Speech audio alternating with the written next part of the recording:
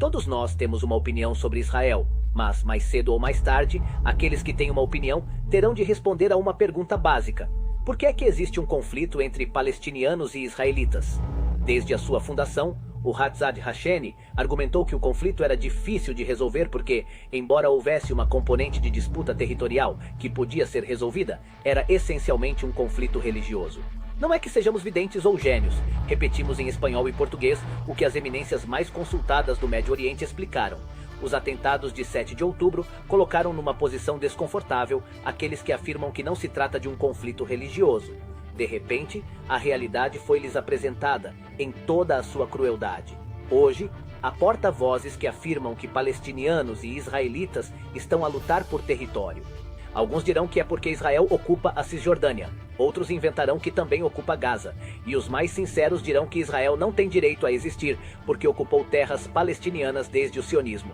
Os terceiros, esses sinceros, devem ser apontados pelo que são: negar o direito à autodeterminação de um único povo à face da terra, um povo particularmente antigo, é discriminação contra os judeus. Por outras palavras, antissemitismo. Há 3 tipos de defensores da tese do conflito político e territorial. O primeiro grupo é o mais forte, são pessoas que foram educadas no materialismo e que estão convencidas de que todos os conflitos têm a ver com poder, terra, água, petróleo, coisas tangíveis. Para eles, falar de conflitos religiosos é um mistério. Os conflitos religiosos terminaram há 200 anos, quando protestantes e católicos lutaram na Europa. Falar de religião é anacrônico, dirão eles. O problema é que as identidades no Médio Oriente são tribais e religiosas. O fato de não sermos religiosos não significa que tenhamos de traduzir uma linguagem que nos é estranha para aquilo com que nos sentimos confortáveis. Ultimamente, os representantes palestinianos no mundo e os seus aliados estão obcecados em explicar-nos que o conflito tem a ver com a ocupação. É compreensível que, se nos deixarem concentrar naquilo que o Hamas diz, então torna-se claro quem está a atacar e em nome de quem. O segundo grupo é o das pessoas politicamente corretas. São aqueles que acreditam que apontar o Islã político como o agressor pode fazer com que sejamos considerados islamofóbicos. Trata-se de um pequeno truque intelectual.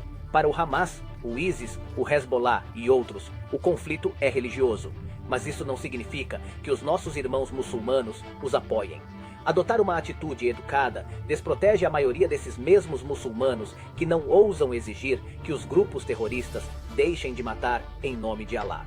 Além disso, enganando-nos a nós próprios, não levantamos a voz em relação aos cristãos que são perseguidos e aniquilados em todo o Médio Oriente.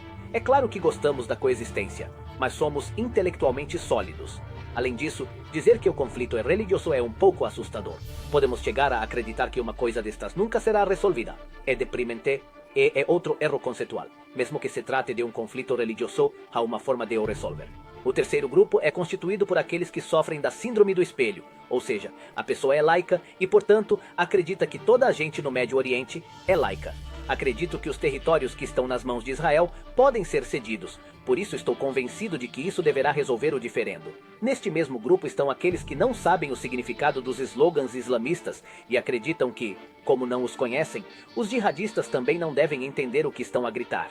Para os palestinianos, o conflito é religioso por 4 razões. Não consideram os judeus como um povo, mas apenas como uma religião.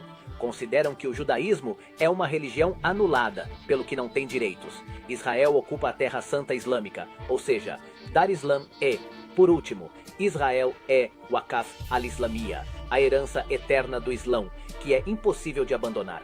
O reconhecimento do Estado de Israel como berço nacional do povo judeu produz uma dissonância teológica insuperável para eles.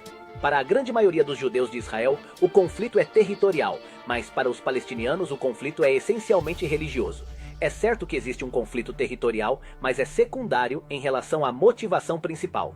Além disso, existem propostas de soluções concretas e exequíveis para resolver os conflitos territoriais. Como é que sabemos que são os radicais islâmicos e os dirigentes do povo palestiniano os agressores? A resposta é lógica. Se os israelitas abandonassem o uso da força física, seriam eliminados por grupos como o Hamas e outros, uma vez que actuam nesse sentido e anunciam assim as suas intenções. Se por outro lado, os palestinianos abandonassem o uso da força, ninguém os atacaria, aumentando radicalmente as hipóteses de se chegar a um acordo. Mas quantos dos que lhe explicam o conflito falam a língua do Médio Oriente?